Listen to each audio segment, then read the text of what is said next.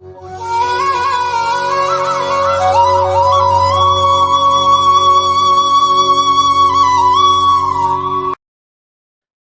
பக்தர்களுக்கு என் அன்பு வணக்கங்கள். ஓம் சாய்ராம்.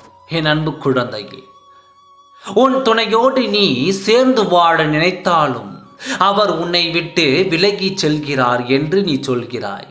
அப்படி ஒரு நாளும் நீ நினைக்க வேண்டாம். உன் துணையிடம் நான் பேசிவிட்டேன். உன்னோடு சேர்ந்து வாழ்வதாக எனக்கு அவர் வாக்கு கொடுத்திருக்கிறார். அவரது சுயரூபம் என்ன என்பதை நீ புரிந்து கொள்வாய். அப்படி புரிந்து கொண்டால் யார் எதை சொன்னாலும் நீ அதை நம்ப மாட்டாய்.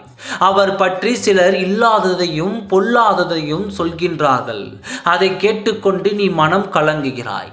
அப்படி ஒரு நாளும் நீ இருக்க வேண்டாம். உன்னுடைய துணை உன்னை பற்றி தான் நினைத்து கொண்டிருக்கிறார். உன்னோடு மீண்டும் சேர்ந்து வாழ வேண்டும் என்று அவர் நினைத்து கொண்டிருக்கிறார். இப்பொழுது இருக்கும் நிலை நிச்சயமாக மாறும். சில நேரங்களில் மனம் என்பது மரத்திற்கு மரம் தாவும் குரங்கு போல இந்த மனம் அலைப்பாய்ந்து கொண்டே இருக்கும். அப்படி இருக்கும் மனதை ஒரே நிலையில் யாரெல்லாம் கட்டுப்படுத்தி இதுதான் வாழ்க்கை, இப்படித்தான் வாழ வேண்டும் என்று நினைக்கின்றார்களோ அவர்களுடைய வாழ்க்கையில் ஒரு நாளும் துன்பம் என்பது தலை விரித்து ஆடாது என்பதை நீ மனதார புரிந்து கொள். உன்னுடைய துணை நிலை இப்பொழுது அப்படித்தான் இருக்கிறது. அவருடைய எண்ணம் ஒரே நிலையில் இல்லை. பெரும் தடுமாற்றம், பெரும் குழப்பம், இப்படி ஏகப்பட்ட மன உளைச்சலோடு இருக்கும் உன் துணை இப்பொழுது தான் ஒரு நிலையான சிந்தனையில் வந்து இருக்கிறார். தான் செய்தது எல்லாம் தவறு என்ற நிலைக்கு அவர் வந்துவிட்டார்.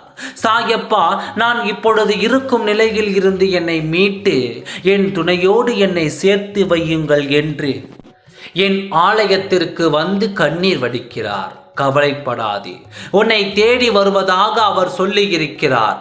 நிச்சயம் நானும் அவரிடம் சொல்லி இருக்கிறேன். உன் துணையோடு நீயும் சேர்ந்து வாழ வேண்டும், அதுதான் உன் வாழ்க்கைக்கு நல்லது என்பதை நான் அவருக்கு புரிய வைத்து விட்டேன்.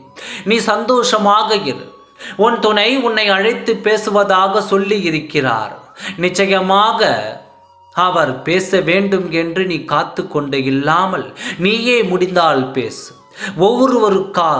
ஒருவருக்கொருவர் எந்த அளவிற்கு விட்டு கொடுத்து பேசுகின்றீர்களோ அந்த அளவிற்கு வாழ்க்கை மகிழ்ச்சியாக இருக்கும் என்பதை நீ புரிந்து கொள்ள வேண்டும். நீ பேச வேண்டும் என்று அவர் நினைக்கின்றார், அவர் பேச வேண்டும் என்று நீ நினைக்கின்றாய்.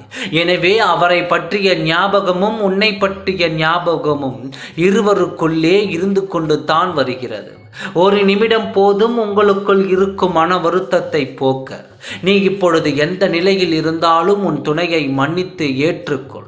அவரும் உன்னை நாடி வருவார். என்னுடைய வாழ்க்கையில் என் துணை எனக்கு இப்பொழுது கிடைப்பார் என்று கேட்கிறாய். உன் துணைக்கு நான் கட்டளையிட்டு விட்டேன்.